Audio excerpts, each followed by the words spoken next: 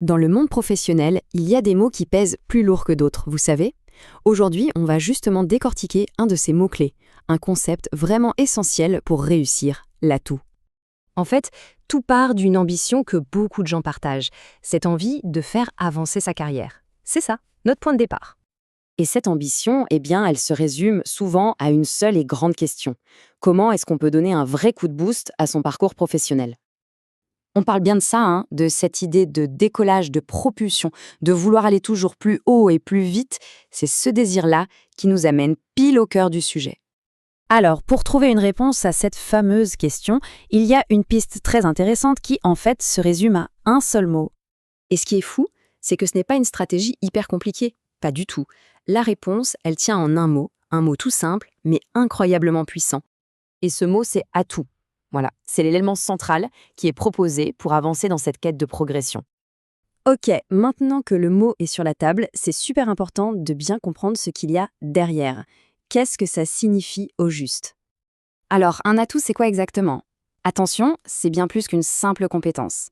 C'est un véritable avantage, une force qui fait toute la différence, qui mène au succès.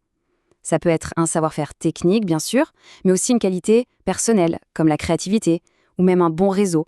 Bref, c'est ce petit truc en plus qui donne une longueur d'avance. Bon, la théorie, c'est une chose.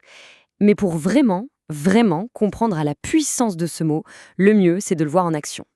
Prenons un exemple concret. Voilà un exemple parfait. Cette phrase, elle montre très bien comment une compétence peut devenir beaucoup plus que ça.